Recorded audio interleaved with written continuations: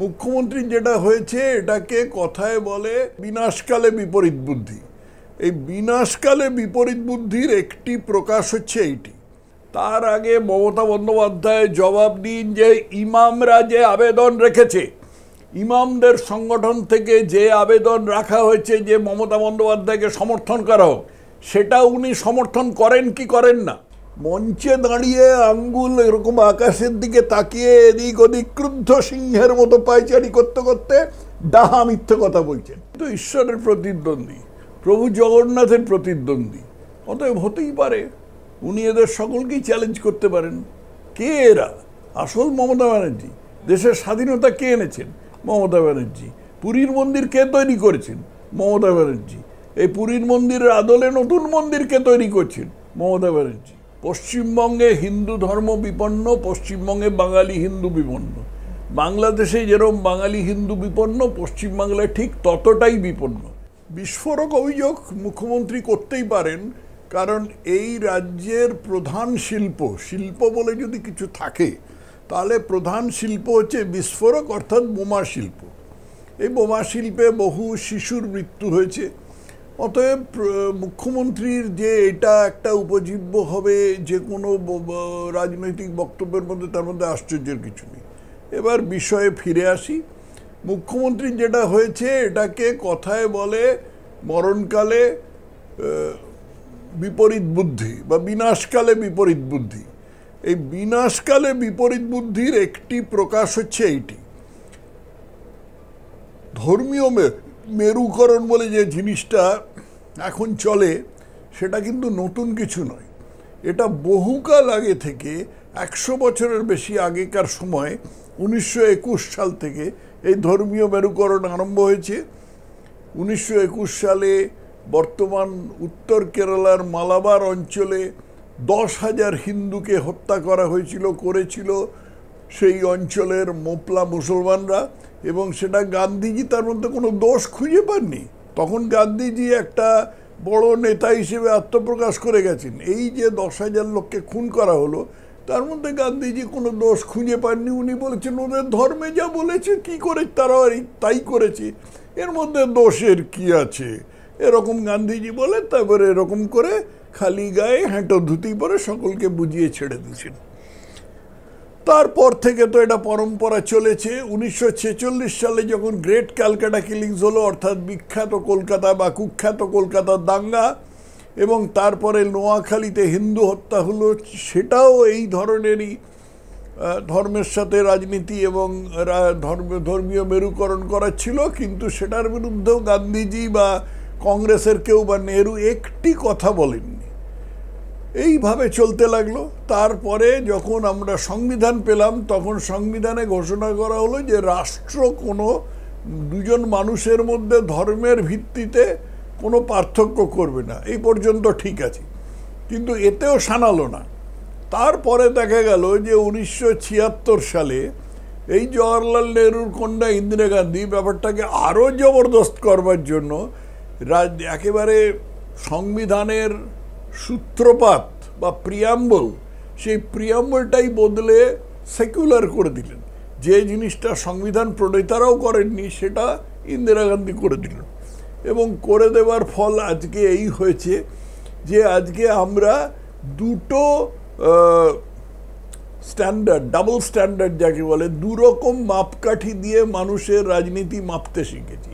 হিন্দুদের জন্য একটা মাপকাঠি, মুসলিমদের জন্য একটা মাপকাঠি। নাহলে অল্প কিছুদিন আগে একটা ইমামদের সংগঠন থেকে লিখিতভাবে যে মমতা ব্যানার্জিকে ভোট দিতে হবে এই রকম একটা প্রচার করা হয়েছিল, সেটা সম্বন্ধে কিন্তু মুখ্যমন্ত্রী কোনো হেলদোল ছিল না।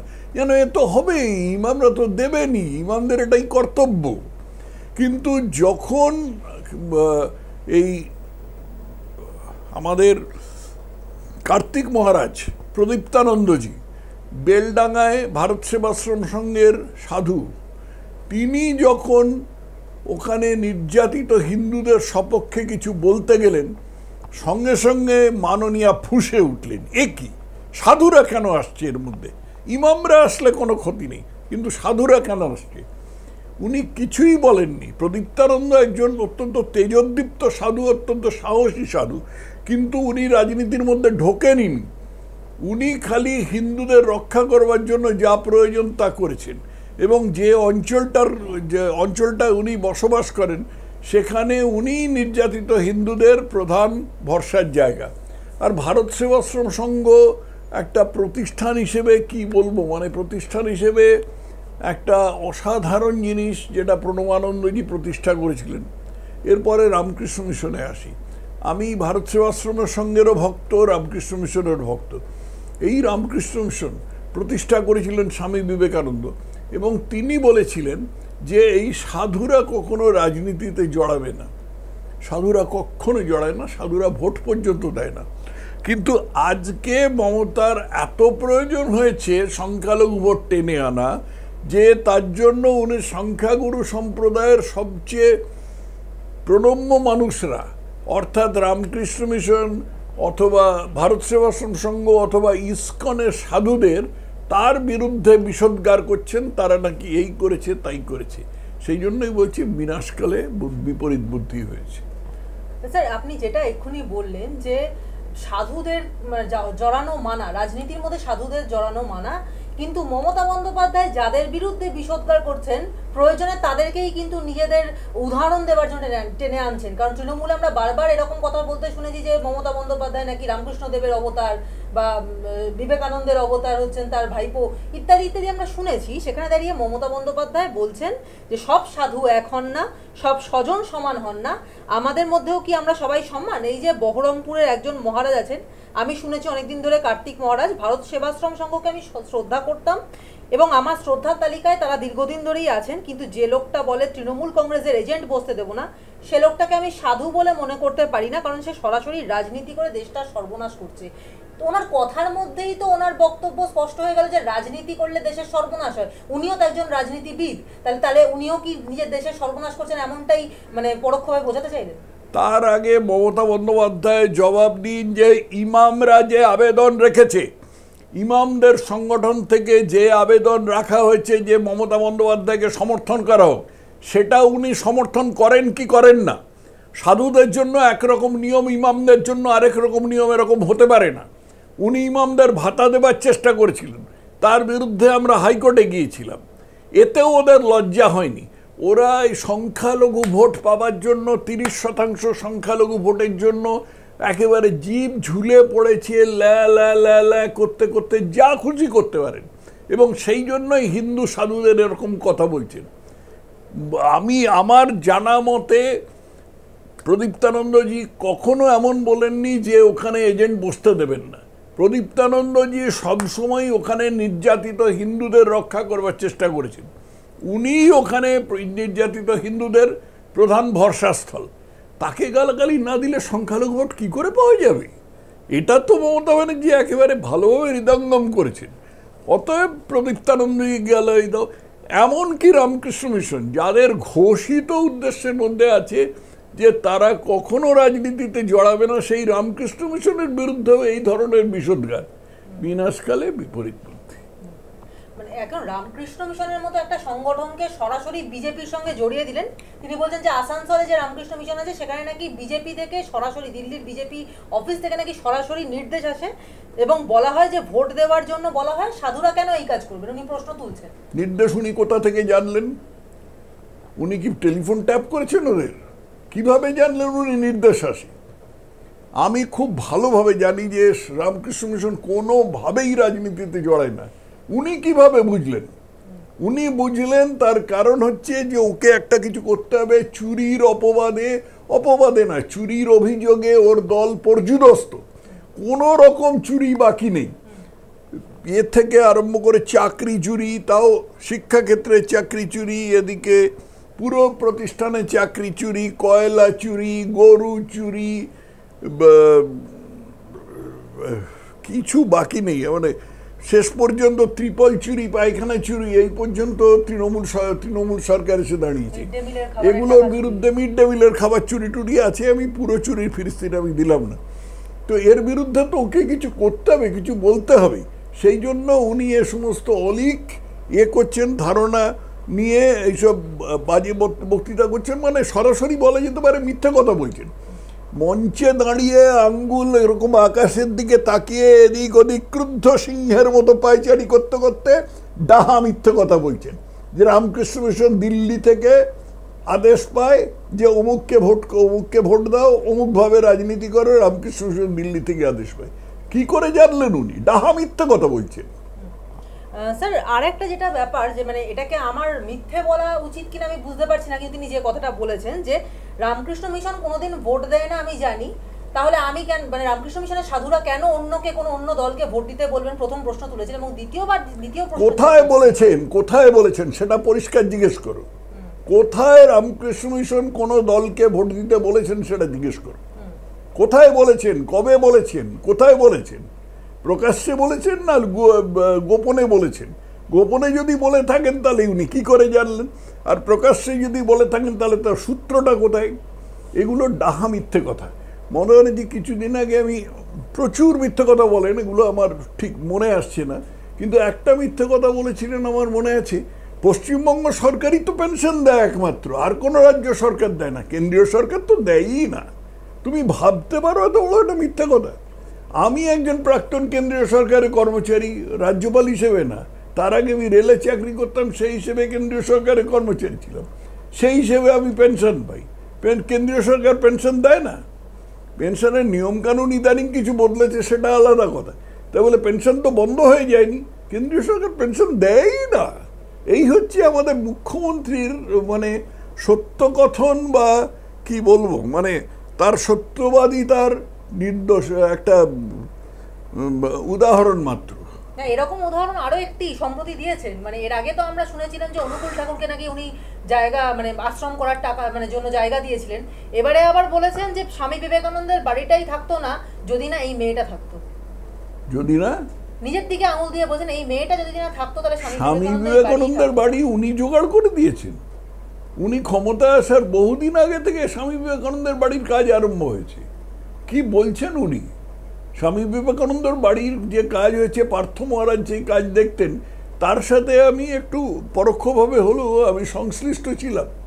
আমি সেখানে গিয়ে কাজ দেখতাম, তখন মমতা ক্ষমতায় ছিলেন স্বামী বিবেকানন্দের বাড়িতে। এরপরে ওই রকম কথা বলবেন আর কি, যে রবীন্দ্রনাথ ফলের রস খাইয়ে গান্ধীর অনশন ভঙ্গ করিয়েছিলেন, পশ্চিমবঙ্গ বিধানসভায় রাজা রামমোহন রায় প্রস্তাব নিয়ে সতীদাহ প্রথা রদ করিয়েছিলেন, এইসব কথাও বলতে পারেন। আমাদের অসাধারণ একজন মুখ্যমন্ত্রী। এই মুখ্যমন্ত্রী তো জগন্নাথ দেবের মন্দিরের আদলে পুরীর যে জগন্নাথ মন্দির, সেই শ্রীধামের আদলে তো দীঘাতে মন্দির তৈরি করিয়েছেন, এবং পুরীর মন্দিরের মতোই সমস্তটা করিয়েছেন, কিন্তু সেখানে মূর্তি যেটা প্রতিষ্ঠা করা হয়েছে, পুরীতে কাঠের মূর্তি, এখানে পাথরের মূর্তি প্রতিষ্ঠা করা হবে জগন্নাথ বলরাম সুভদ্রার। এই যে উনি একটা রেষারেষি শুরু করেছেন, আপনার কি মনে হয় যে এই রেষারেষি কি মানে মানুষের পক্ষ থেকে খুব একটা ভালোভাবে নেওয়া হচ্ছে? ব্যালেন্স করতে হবে তো। এত নির্লজ্জভাবে মুসলমান তোষণ করছেন যে কিছু তো হিন্দুদের দিতে হবে, ব্যালেন্স করছেন উনি, ব্যালেন্স করছেন, ভারসাম্য রাখছেন। এটা কার মন্দির কত বড় সেটা নিয়ে একটা প্রতিযোগিতা শুরু হয়ে গিয়েছে, মানে যেখানে স্যার আমরা দেখেছি যে পুরীর মন্দির সে কত শতাব্দী আগে তৈরি জানা যায় না, এবং তার সঙ্গে মানুষের সেন্টিমেন্টের সঙ্গে প্রচুর ইতিহাস জড়িত, এবং তার সাথে যেটা আরেকটা বড় কথা যে এমন অনেক ঘটনা সে মন্দির জুড়ে রয়েছে যেটার ব্যাখ্যা বিজ্ঞানেও পাওয়া যায় না। সেই মন্দিরের সঙ্গে তিনি রীতিমতো রেষারেষি করছেন, মানে এক কথায় ভগবানকে চ্যালেঞ্জ করে রেষারেষি শুরু করেছেন যে সেখানকার মন্দির বেশি বড় নাকি আমাদের দীঘায় যে নকল পুরীর মন্দির তৈরি হচ্ছে সেই পুরীর মন্দির বেশি জাগ্রত হবে বা বড়। উনি তো ঈশ্বরের প্রতিদ্বন্দ্বী, প্রভু জগন্নাথের প্রতিদ্বন্দ্বী, অতএব হতেই পারে উনি এদের সকলকেই চ্যালেঞ্জ করতে পারেন। কে এরা? আসল মমতা ব্যানার্জি। দেশের স্বাধীনতা কে এনেছেন? মমতা ব্যানার্জি। পুরীর মন্দির কে তৈরি করেছেন? মমতা ব্যানার্জি। এই পুরীর মন্দিরের আদলে নতুন মন্দির কে তৈরি করছেন? মমতা ব্যানার্জি। স্যার আপনার চোখে তাহলে মুখ্যমন্ত্রী এখন যে কাণ্ডটা শুরু করেছেন, মানে এখন বিভেদের রাজনীতিটাকে যে পর্যায়ে মুখ্যমন্ত্রী নিয়ে গেছেন, তাহলে আগামী দিনে যদি ভগবানের মানে এমন ঘটনা ঘটান ভগবান যে তৃণমূল সরকার পড়ে গেল, সেক্ষেত্রে মুখ্যমন্ত্রী আজকে যিনি রয়েছেন তার কি অবস্থা হবে? তার কি অবস্থা হবে মা গঙ্গাই জানেন, আমি জানি না। তবে দেখা যাবে। এখন হ্যাঁ, আগের মানে ইয়েতে প্রফেট অফ ডুম হতে চাই না তো আমি, সর্বনাশের যে ভবিষ্যৎ বক্তা সেটা আমি হতে চাই না। একটা শেষ প্রশ্ন করছি স্যার, সেটা হচ্ছে যে এর আগে আমরা দেখেছিলাম যে তৃণমূল বিধায়ক হুমায়ুন কবির তিনি রীতিমতো হুমকি দিয়েছিলেন যে 2 ঘন্টার মধ্যে যদি তোমাদের ভাগীরথীর গঙ্গায় না ডুবিয়ে ফেলতে পারি তাহলে রাজনীতি ছেড়ে দেবো। এবং এখানে তোমরা 30%, আমরা 70%। এবং এই যে হুমকি, মানে আমরা সংখ্যালঘু এবং মুসলিমরা সংখ্যাগুরু, এই হুমকিটা যে সত্যি কথা বলতে গোটা বাংলাতেও কি পরবর্তীকালে হুমকি হয়ে উঠতে পারে? কারণ যেভাবে মুসলিম ধর্মাবলম্বীদের দাপট বাড়ছে এবং মুখ্যমন্ত্রীর প্ররোচনায় যেটা এভাবে বাড়ছে, এভাবে ওপেনলি হুমকি দেওয়া হচ্ছে, আমাদের হিন্দু ধর্ম কি খুব মানে হিন্দু ধর্ম বিপন্ন, হিন্দু ধর্ম বিপন্ন পশ্চিমবঙ্গে, হিন্দু ধর্ম বিপন্ন পশ্চিমবঙ্গে, বাঙালি হিন্দু বিপন্ন। বাংলাদেশে যেরকম বাঙালি হিন্দু বিপন্ন, পশ্চিমবাংলায় ঠিক ততটাই বিপন্ন। কারণ পশ্চিমবাংলায় আমাদের এমন একটা সরকার আছে যারা এই মুসলিম তোষণ নীতিকে অনুসরণ করতে গিয়ে যে কোনো যত দূর সম্ভব যেতে পারে, ইমামদের ভাতা দেয়া থেকে আরম্ভ করে মাদ্রাসা শিক্ষায় উৎসাহ দেওয়া, আজ বাদে কাল হয়তো বলবে যে এরকম পর্দা প্রথা একটা খুব ভালো প্রথা, হিন্দু মেয়েদেরও পর্দা রাখা উচিত, এরকমও বলে দিতে পারেন। উনি হয়তো নিজে পর্দার মধ্যে ঢুকবেন, এমনি তো হিজাব তো মাথায় দেয়নি, এরপরে নিজে হয়তো পর্দার মধ্যে ঢুকবেন। তো এই যেখানে পরিস্থিতি, সেখানে হিন্দু ধর্ম বিপদের মধ্যে আছে বই কি। এবং হিন্দু ধর্মকে রক্ষা করবার জন্য আজকে সেরকম মানুষের প্রয়োজন আছে যাদের একজন প্রতিভু হচ্ছেন স্বামী প্রদীপ্তানন্দ, ভারত সেবাশ্রম সংঘের প্রদীপ্তানন্দজি, কার্তিক মহারাজ। তাকে আমি খুব ব্যক্তিগতভাবে চিনি এবং তাকে আমি প্রণাম করি।